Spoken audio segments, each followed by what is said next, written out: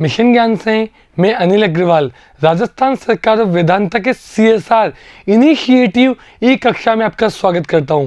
प्यारे बच्चों, गैर व्यापारिक संस्था व पेशेवर व्यक्तियों के लेखे चैप्टर नंबर 9 जो कि क्लास 12th लेखा शास्त्र का एक महत्वपूर्ण चैप्टर है। इस चैप्टर में पहला पार्ट देखा, जहां हमने पढ़ा कौन कौन सी होती हैं गैर व्यापारिक संस्थाएं, क्या है इनकी विशेषताएं, गैर व्यापारिक संस्थाएं रखती है कौन कौन सी पुस्तकें, और हमने पढ़ा कुछ विशिष्ट मदों में से आयगत प्रकृति की मदों के बारे में। हमने जाना कौन सी मदें हैं जो आयगत प्रकृति की हैं, जिन्हें पुस्तकों में आयव्यय खाते में दिखाया जाना है। आज हम पढ़ेंगे पूंजीगत प्रकृति की मदें। वे मदें जो पूंजीगत प्रकृति की हैं, जिन्हें आयव्यय खाते में नहीं दिखाया जाता, बल्कि ये बैलेंस शीट चिट्ठे में दिखाई जाएंगी। शुरू करते हैं पूंजीगत प्रकृति की मदें। ऐसे व्यवहार जिनका लाभ एक से अधिक वर्ष तक मिलेगा। आयगत मदें वे थी जिनका लाभ एक ही वित्तीय वर्ष में मिलता है।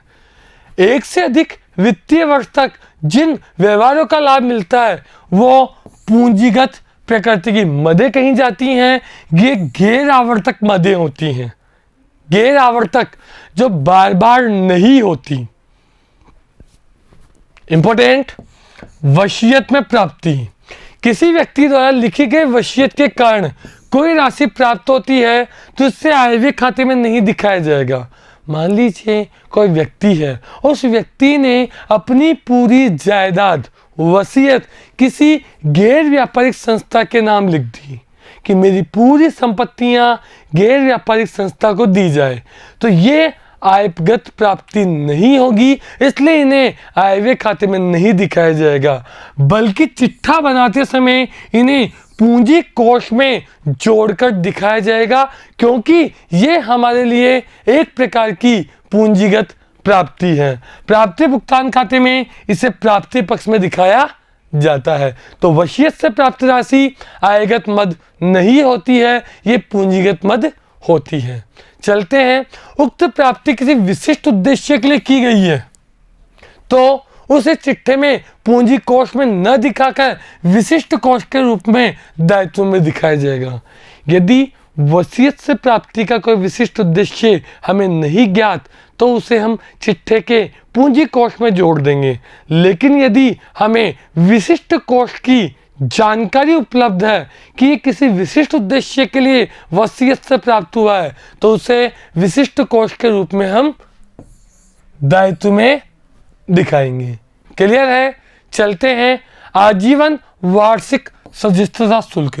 ये एक बार प्राप्त होने वाली पूंजीगत प्राप्ति है। इसे चिट्ठे के दायित्व पक्ष में पूंजी कोष में भी जोड़ा जा सकता है या पृथक से आजीवन सदस्यता खाते के रूप में भी दिखाया जा सकता है, क्योंकि ये वर्ष में पूरे जीवन काल में एक बार ही प्राप्त होता है। आजीवन सदस्यता शुल्क जो पूरी लाइफ में एक ही बार सदस्य बनने के लिए चुकाया जाता है। स्थायी संपत्ति का क्रय विक्रय। प्यारे बच्चों, पिछले वीडियो में भी हमने देखा था कि स्थायी संपत्ति का क्रय और विक्रय यदि आप करते हैं तो पूंजीगत प्राप्ति होती है। हाँ, स्थायी संपत्ति के क्रय विक्रय पर होने वाला लाभ या हानि आयगत प्राप्ति होती है। ये एक पूंजीगत मद है। क्रय राशि को केवल चिट्ठे के संपत्ति पक्ष में संबंधित संपत्ति के मूल्य में जोड़ देंगे। जो भी आप संपत्ति क्रय करेंगे उसे संबंधित संपत्ति के मूल्य में जोड़ दिया जाएगा। संपत्ति पूर्व में नहीं है तो पृथक से संपत्ति पक्ष में दिखा देंगे। विक्रय की दशा में पुस्तक मूल्य के बराबर राशि संपत्ति के मूल्य में से घटा देंगे। पुस्तक मूल्य जो है वो घटा दिया जाएगा।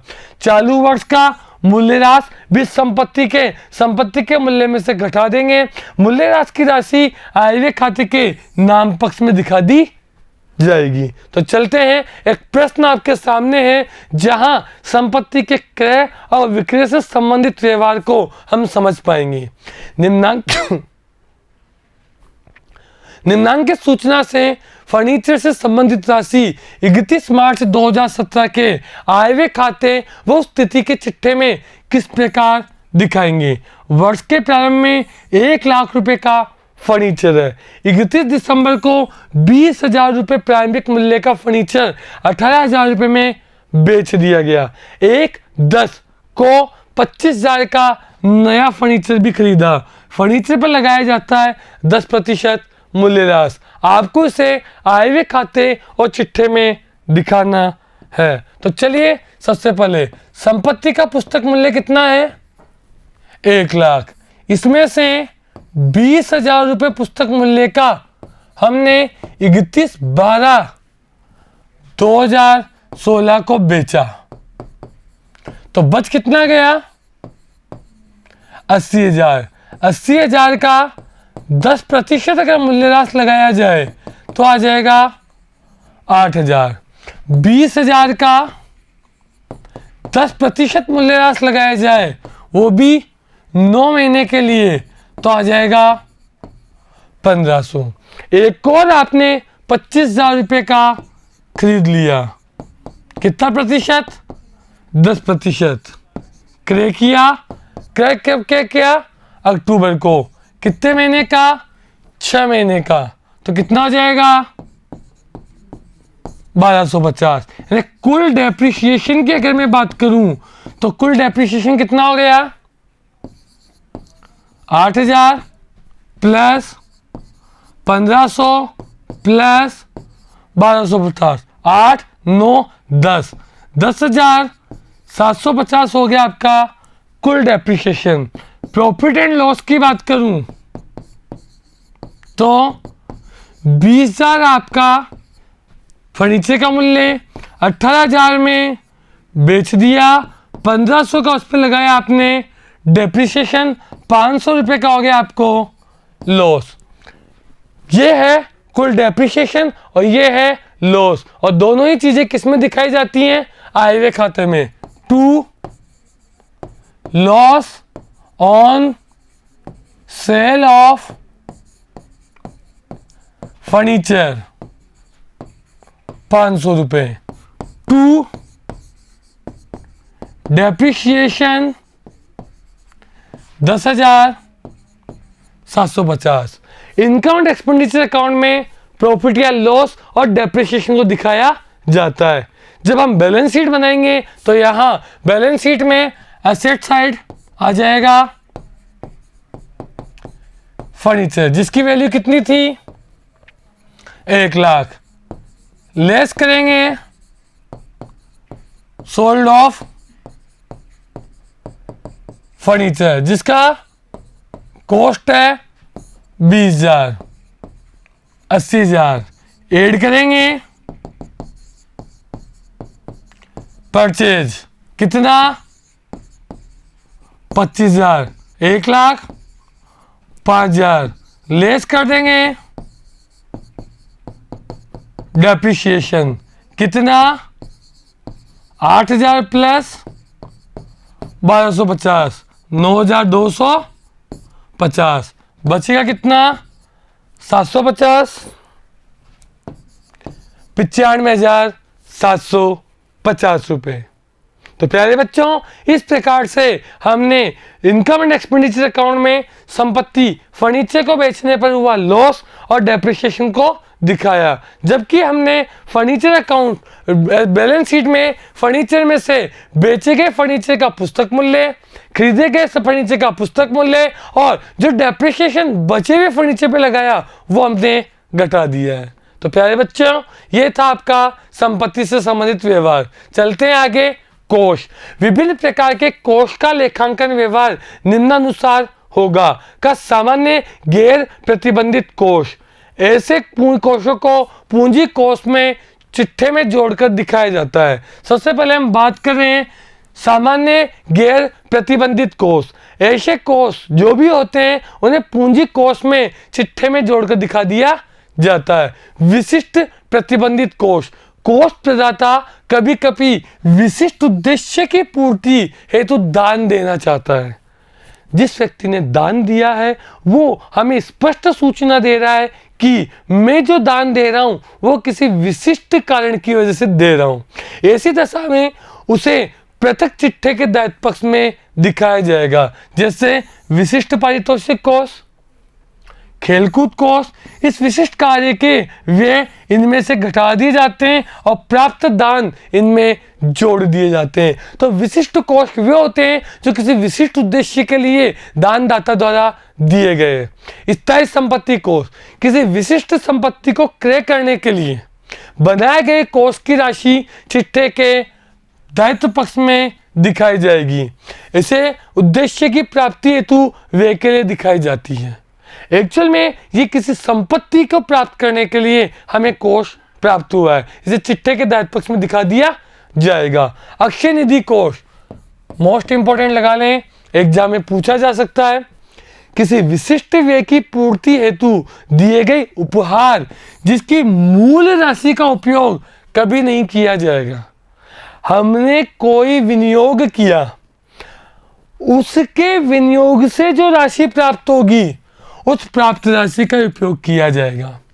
मान लीजिए मुझे कोई उपहार में मकान मिला, इस मकान को मैंने किराए पर लगा दिया, वो जो किराया मुझे प्राप्त होगा उस राशि का उपयोग किया जा सकता है। मकान से प्राप्त राशि किराया जो होगा वो हमारे लिए अक्षय निधि होगा।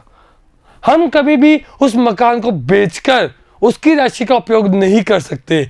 मूल राशि का कभी उपयोग नहीं किया जाएगा, उसको विनियोग करने से जो प्राप्त राशि होगी उसका उपयोग किया जाएगा। ऐसी राशि पूंजीगत प्राप्ति होती है, जिसे चिट्ठे के दायित्व पक्ष में दिखाया जाता है। इस प्रकार उक्त कोष का शेष यदि ऋणात्मक आ जाता है तो इसे आयव्यय खाते के नाम पक्ष में दिखा देंगे और धनात्मक होने पर चिट्ठे के दायित्व पक्ष में ही दिखाया जाएगा। तो प्यारे बच्चों, यह था अक्षय निधि कोष। वार्षिकी कोष कभी दानदाता किसी संस्था को एक निश्चित राशि इस शर्त के साथ देता है कि वह संस्था एक निश्चित राशि प्रति वर्ष उसके द्वारा बिताए गए व्यक्ति को निर्धारित समय परिस्थितियों तक भुगतान करेगी। किसी बताए गए निर्धारित व्यक्ति को उस राशि का निर्धारित समय तक भुगतान किया जाएगा। ऐसी दशा में उक्त राशि चिट्ठे के दायित्व पक्ष में दिखाई जाएगी, क्योंकि यह संस्था के लिए दायित्व है।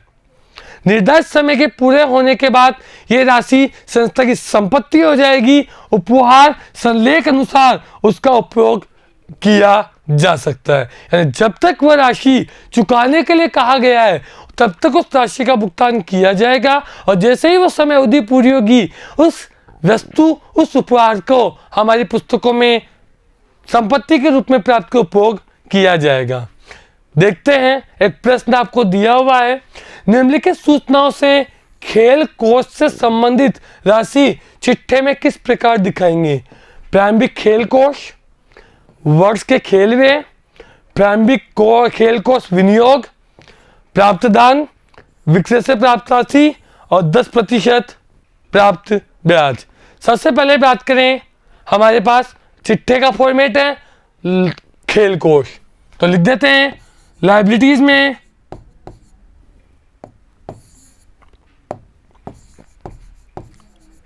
Game fund. कितना है गेम फंड? 2 लाख। आगे चले, व्यय लेस कर देंगे एक्सपेंसेस। कितने हैं? 20,000। कितना बच गया? 81। आगे खेल कोष विनियोग, गेम फंड इन्वेस्टमेंट 1,50,000। आगे चलते हैं, प्राप्त दान, एड डोनेशन। कितना है? 3,183। आगे चलते हैं, विक्रय से प्राप्ति, एड सेल ऑफ टिकट। कितना है? 10,000 193। और लास्ट में लिखा है विनियोग पर 10% ब्याज, एड इंटरेस्ट ऑन इन्वेस्टमेंट 1,50,000 का 10%, 15,000, 008, 2,08,000 रुपये। आप खेल कोष की राशि में खर्चों को घटा देंगे और प्राप्तियों को जोड़ देंगे और विनियोग जो है उन्हें एसेट साइड में दिखा देंगे। तो प्यारे बच्चों, ये था खेल कोष। आगे चलते हैं। परिस्थिति के अनुसार निर्धारित पूंजीगत व आयगत, यानी कुछ ऐसी मदें भी होती हैं जिन्हें परिस्थिति के हिसाब से पूंजीगत या आयगत में बदला जाता है। परिस्थिति के अनुसार कुछ आय व्यय परिस्थिति के अनुसार आयगत और पूंजीगत माने जाते हैं, जिनमें सबसे पहले है डोनेशन, दान। इन संस्थाओं के लिए ये एक सामान्य प्राप्ति है। ये दो प्रकार से हो सकती है। सामान्य दान, बिना किसी निर्धारित उद्देश्य की पूर्ति के लिए दिया गया दान इस श्रेणी में आता है। सामान्यतया बहुत कम राशि होने पर इन्हें सीधे आयव्यय खाते में ले जाया जाता है, किंतु बड़ी राशि होने पर इन्हें पूंजीगत प्राप्ति मान लिया जाता है और चिट्ठे के दायित्व पक्ष में पूंजी कोष में जोड़ दिया जाता है।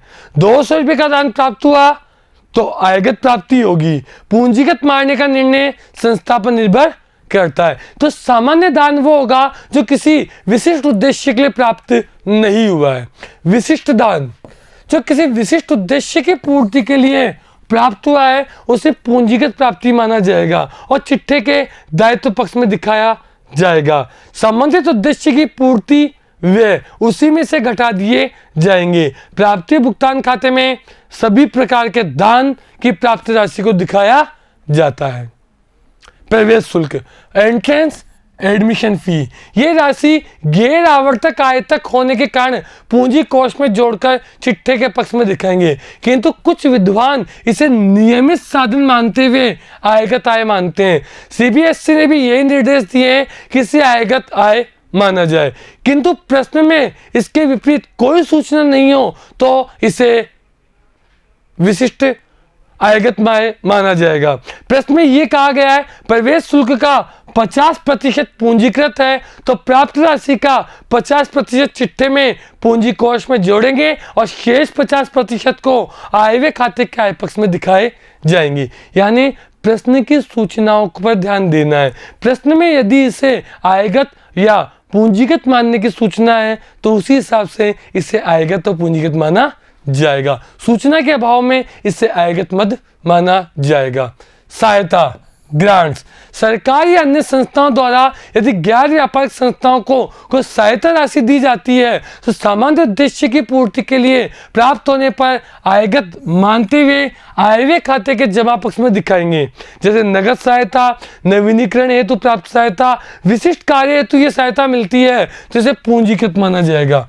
सामान्य उद्देश्य के लिए है तो आयगत, विशिष्ट उद्देश्य के लिए है तो पूंजीगत। आयगत मानने पर आयव्यय खाते में दिखाई जाएगी और विशिष्ट होने पर पूंजीगत प्राप्ति मानते हुए चिट्ठे के दायित्व पक्ष में संबंधित कोष के नाम से दिखा दिया जाएगा। जैसे सरकार द्वारा भवन बनाने के लिए दी गई राशि को चिट्ठे के दायित्व पक्ष में भवन कोष के रूप में दिखाया जाएगा। संबंधित कार्य पूर्ण होने पर उसे पूंजी कोष में स्थानांतरित कर देंगे। यह भवन संपत्ति पक्ष में दिखाया जाएगा। प्राप्ति भुगतान खाते में प्राप्ति खाते में दिखाएंगे, चाहे सहायता आयगत हो या पूंजीगत। प्रारंभिक पूंजी कोष ज्ञात करना, प्रत्येक संस्था को निरंतर चालू रखने के लिए कोष की आवश्यकता होती है। प्रत्येक संस्था कोष जो उसके पास होता है उसी के आधार पर कार्य करती है, क्योंकि उस कोष के आधार पर ही लोगों की जाएगी सहायता। जिस प्रकार व्यापारिक संस्थाओं में से पूंजी के नाम से जाता है, गैर व्यापारिक संस्थाओं में से पूंजी कोष के नाम से जाना जाता है। कैपिटल फंड, व्यापारिक संस्थाओं में कैपिटल और गैर व्यापारिक संस्थाओं में कैपिटल फंड। प्रतिवर्ष क्रियाकलापों से होने वाले अधिक के इसमें जोड़ दिए जाते हैं और न्यूनता को इसमें घटा दिया जाता है। सरप्लस पूंजी कोष में जोड़ दिया जाता है और डेफिसिट घटा दिया जाता है। जब कभी अंतिम चिट्ठा बनाना हो तो हमें सदैव प्रारंभिक पूंजी कोष की आवश्यकता होगी, जो कभी कभी प्रश्न में उपलब्ध नहीं होता। ऐसी दशा में प्रारंभिक चिट्ठा बनाकर इसकी गणना की जाती है।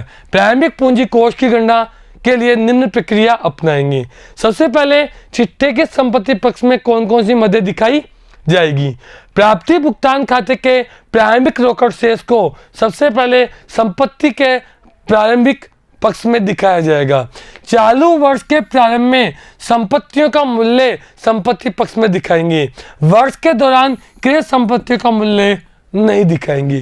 केवल हमारे पास जो अंतिम मूल्य दिया हुआ है, पुस्तक मूल्य दिया हुआ है, वो दिखाए जाएंगे।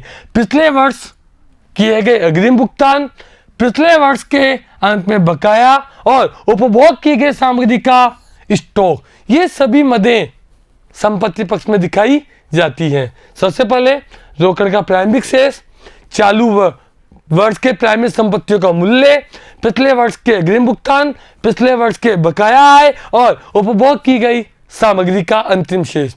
दायित्व पक्ष में पिछले वर्ष के अंत में प्राप्त अग्रिम आय, पिछले वर्ष के अंत में बकाया वे उपभोग की गई सामग्री के अंत में देय राशि या अन्य कोई देय राशि, पिछले वर्ष के अंत में विशिष्ट कोषों का शेष।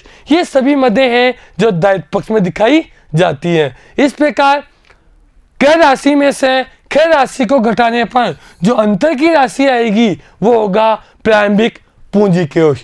इस राशि को चालू वर्ष के अंतिम चिट्ठे में दायित्व पक्ष में दिखाया जाएगा। प्रारूप आपके पास है कैश का opening balance, outstanding last year, prepaid expenses, opening stock of consumer goods और एसेट्स का पुस्तक मूल्य। आउटस्टैंडिंग एक्सपेंसेस लास्ट ईयर की, इनकम रिसीव लास्ट ईयर की, क्रेडिटर और कोई भी स्पेसिफाइड फंड है वो। आप एसेट साइड के टोटल में से लायबिलिटीज का टोटल घटाएंगे और जो बैलेंसिंग फिगर आएगा वो होगा कैपिटल फंड। तो प्यारे बच्चों, यहां मैंने आपको इस वीडियो में बताया किस प्रकार से पूंजीगत मदें, पूंजी कोष और कुछ मदें जो पूंजीगत और आयगत होती हैं उन्हें कैसे लेखा किया जाता है गैर व्यापारिक संस्थाओं की पुस्तकों में। प्यारे बच्चों, मिशन ज्ञान के साथ बने रहिए क्योंकि आगामी वीडियो में मैं आपके लिए लेकर आऊंगा रिसिप्ट एंड पेमेंट अकाउंट। धन्यवाद।